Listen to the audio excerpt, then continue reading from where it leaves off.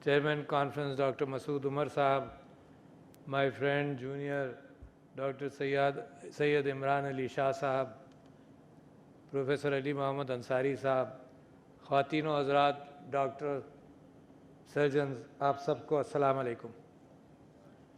मैं आपका मशकूर हूँ कि आपने यहाँ मुझे दावत दी कि मैं आकर कुछ बातें कर सकूँ। तो मैं आप सब लोगों का नहीं मगर आपके अकाबरीन का मरीज़ रहा हूँ। बहुत सारे लोग, डॉक्टर मरीज़ की जो रिलेशनशिप होती है वो बड़ी मोहब्बत वाली होती है और वो हमेशा याद भी रहती है। तो ज़िंदगी में डॉक्टर का रवैया, डॉक्टर जिस मोहब्बत के साथ देखता है, तो मैं जितनों के पास गया मुझे उस मोहब्बत का आज तक अंदाज़ा है। और अब तो साइंस तरक्की कर गई तो इसको हम फिक्स कर लेते हैं कि ये भी एक अंसर है इलाज के अंदर। पहले ही सिर्फ इतना कहा जाता था कि इस डॉक्टर के हाथ में शिफा है और वो ईमान से ताल्लुक़ रहता था। और अब हम ये भी जानते हैं कि जो डॉक्टर हमदर्दी के साथ दिल से चाहता है कि मरीज़ उसका बेहतर हो और मरीज़ की तकलीफ़ के अंदर उसको अंदाज़ा होता है कि मरीज़ की क्या तकलीफ़ है। एक मगरिब के अंदर शो होता है इस बात का, और हमारे कल्चर में हम चाहते ये हैं कि ये शो नहीं हो, ये दिल से दिल का ताल्लुक़ हो। और इसके अंदर जितनी भी स्टडीज़ हुई हैं, प्लेसिबो एक अलग कैफियत है, प्लेसिबो के साथ दवाई ना देना एक अलग कैफियत है, मगर हर चीज़ के अंदर अगर डॉक्टर की शफ़क़त और हमदर्दी शामिल होती है तो आप लोग अब जानते हैं कि इससे मर्ज़ के अंदर अफाक़ा भी होता है।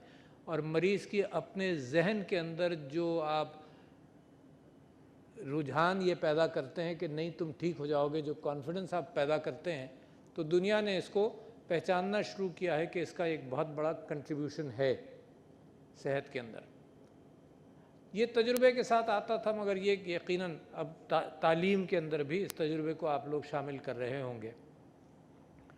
मैं समझता हूँ कि ये बड़ा अच्छा मौका है कि मैं आपसे कुछ हार्ट टू हार्ट टॉक करूँ कि पाकिस्तान को ज़रूरत क्या है।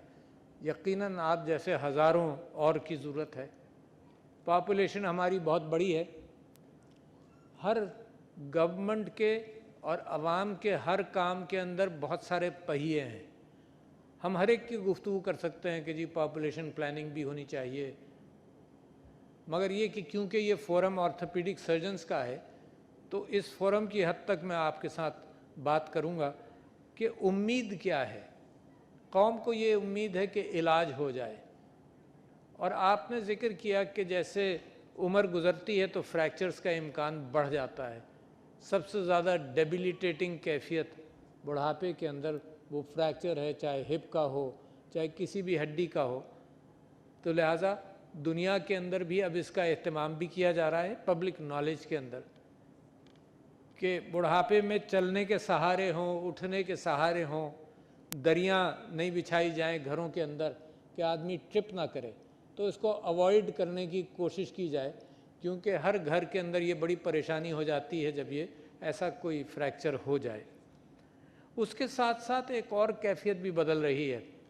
आपने ये कॉन्फ्रेंस जो ऑर्थोकॉन आपकी माशाल्लाह 34th इंटरनेशनल है, आपने इसके अंदर जो टॉपिक शामिल किया वो ग्रेसफुल एजिंग का है। और मेरी एक कमज़ोरी ये है कि मुझे ऑथर्स किताबों के और आर्टिकल्स के राइटर्स नहीं याद रहते, मगर आजकल मेरे बेड साइड पर एक किताब है ग्रेसफुल एजिंग के ऊपर, और वो रिसेंटली पब्लिश्ड है।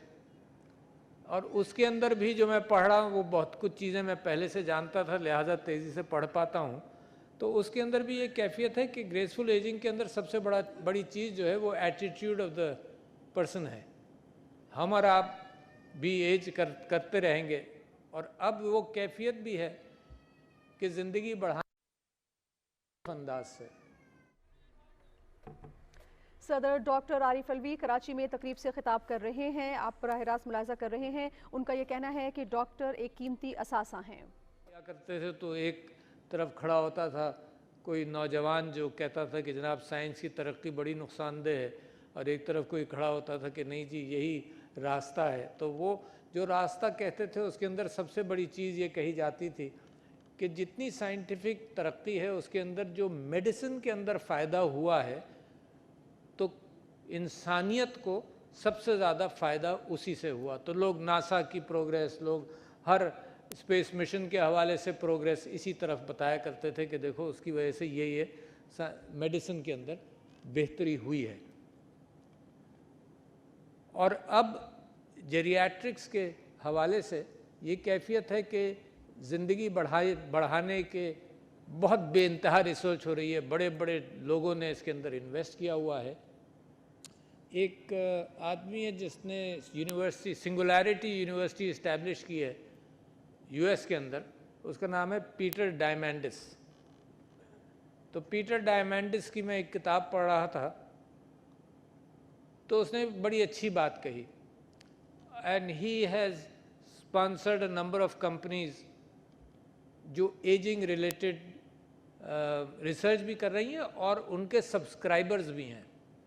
मैं पाकिस्तान में जाता हूँ, जानता हूँ कि ऐसे लोग सब्सक्राइबर्स हैं जो गैस्ट्रिक बायोम के हवाले से वहाँ से अपना टेस्ट भी कराते हैं और अपने दवाइयाँ भी मंगाते हैं, just routine trying to increase their life.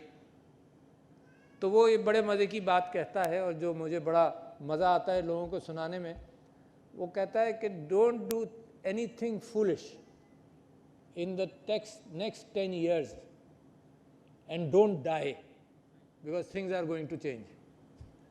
इतना मेडिसिन को और साइंस को अब होप बढ़ता चला जा रहा है जानवरों के अंदर तहकीक कर कर के इंसान की ज़िंदगी बढ़ाई जाए। और इंसान की जो नॉलेज का क्वांटम है वो तो अपनी जगह वैसे ही बढ़ रहा है। तो एक सिर्फ यही नहीं कि एज बढ़ाई जाए, इंसान की फंक्शनैलिटीज़ के अंदर भी कोशिश की जा रही है। आप वाकिफ़ हैं कि डिज़ीज़ को अर्लीस्ट यूटराइन लेवल से लेकर अर्लीस्ट लेवल पर कुछ क्रिस्पर टेक्नोलॉजी इस्तेमाल करके डिज़ीज़ को एलिमिनेट किया जाए, and that is happening. At the same time Hitler के ज़माने में आपको याद होगा पूरा एक रेशियल डेवलपमेंट की नीयत थी जिसके अंदर फिज़िकली अच्छी जेनेटिक पूल को मैच कर कर रेस, एक अच्छी रेस बनाने की नीयत थी। मगर इसमें तो टाइम बड़ा लगता है ना, यानी कई जनरेशन लगेंगी कि एक अच्छी रेस बने। आप जानते हैं जेनेटिक्स फूलों के अंदर और फलों के अंदर और गल्ले के हवाले से हर जगह ये जेनेटिक मॉडिफिकेशन किया जाता है मिक्स एंड मैच करके, ताकि एक अच्छी नस्ल निकले। तो अब तो ये समझा जाता है कि it can be done faster, not waiting for ageing etcetera and whole generation to generation change आए, it can be done faster.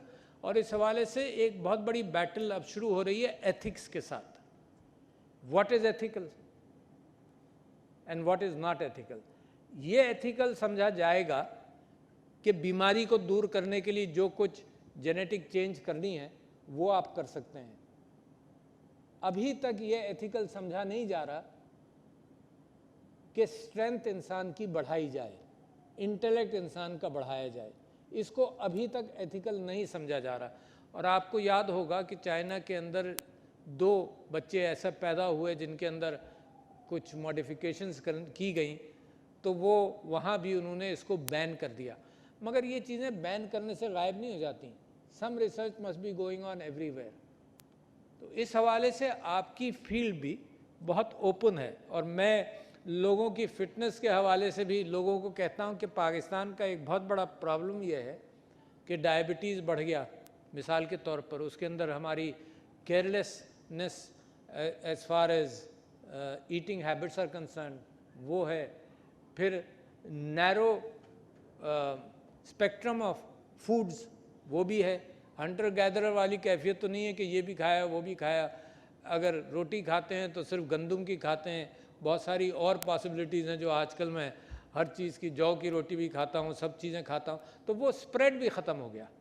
तो एक तो पाकिस्तान के अंदर इररिस्पॉन्सिबल ईटिंग, जिसके अंदर शुगरी फूड्स, जिसके अंदर कोल्ड ड्रिंक्स, और ये भी बहस होती है। पिछले दिनों डायबिटीज़ की एक कॉन्फ्रेंस थी, उसके अंदर मैं SAPM हेल्थ फैसल सुल्तान साहब की बात पढ़ रहा था कि उन्होंने ये फरमाया कि जनाब चलो, खाओ कम और चलो ज़्यादा।